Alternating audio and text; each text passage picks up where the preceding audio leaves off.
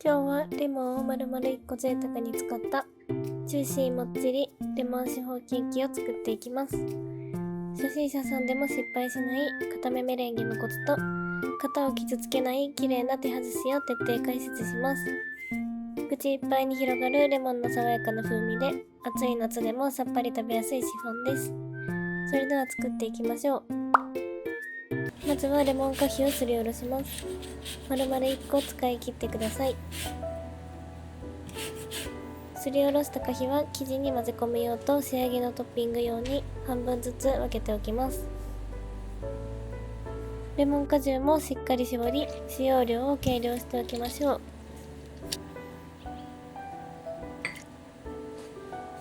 では卵黄生地を作ります。ボウルに卵黄とグラニュー糖を入れ、ホイッパーですり混ぜます。サラダ油を加え、しっかり混ぜて乳化させていきます。ホイッパーを前後に動かすとしっかり混ざります。全体がもったりしていたら乳化完了の合図です。ここに水とレモン汁を合わせたものを加えて馴染むまで混ぜます。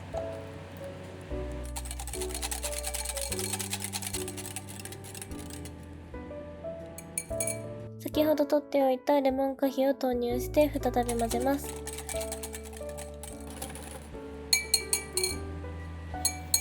最後に薄力粉をふるい入れていきましょう。粉気がなくなって均一になるまでぐるぐると混ぜます。これで卵黄生地の完成です。続いて一番大切なメレンゲ作りです。よく冷えた卵白をハンドミキサーの高速で泡立てていきます。この時ボウルを斜めに傾けながら混ぜるのが一瞬でモコモコになる裏技です。大きな泡がなくなったら一度止め、グラニュー糖の半量を加えます。1回目のグラニュー糖が馴染むまで混ぜたら残りのグラニュー糖をすべて入れます。ここからは角がピンと立つまでしっかり混ぜてください。角がお辞儀する柔らかいメレンゲというレシピもありますが、初心者の方でもしっかり膨らむシフォンにするためにあえてメレンゲをしっかり固めに立てるのがポイントなんです。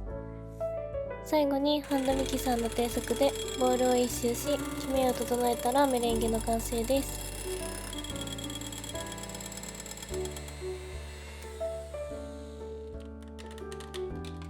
では卵黄生地と合わせていきましょう。まずメレンゲを一すくい卵黄生地に入れてください。両方の生地がしっかりなじむまでぐるぐると混ぜます。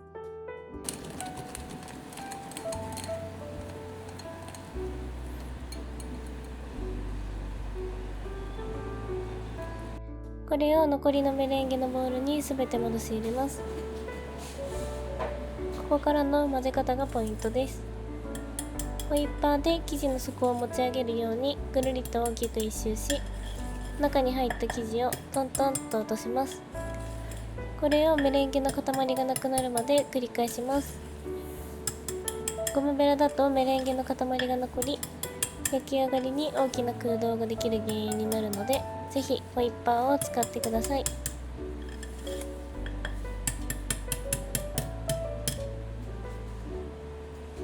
最後にゴムベラで数回混ぜ、全体を整えたら生地の完成です。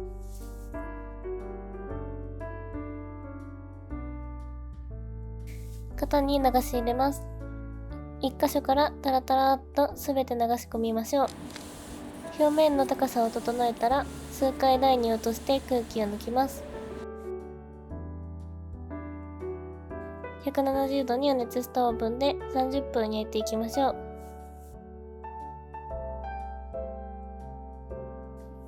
こんな感じで焼き上がりました。焼き上がったら乾燥と縮みを防ぐためにすぐにひっくり返して完全に冷ましておきます。しっかり冷めたら型から外していきます。今回は型を傷つけず、洗い物も最小限で済む手外しで取り出していきます。生地と型の隙間を外すように手でギュッと真下に押してください。これを一周すべて終わったら、中心の筒の部分も同じように押していきます。そこを押すとポンと綺麗に外れます。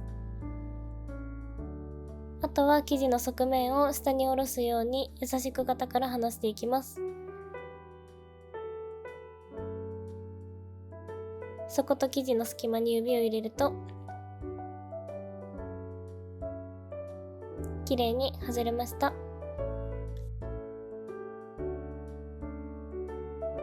仕上げにデコレーション用のアイシングを作りましょう。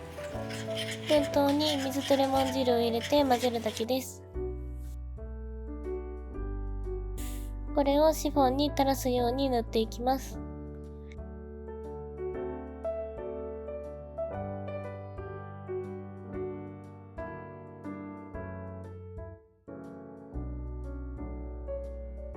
最後に最初に残しておいたレモン果皮をトッピングしていきます。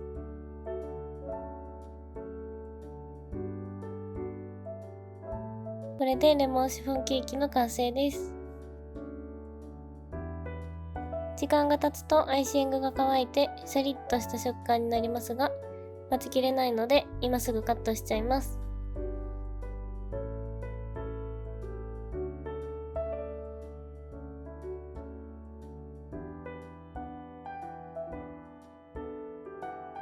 フォークで押しても戻ってくるこの弾力。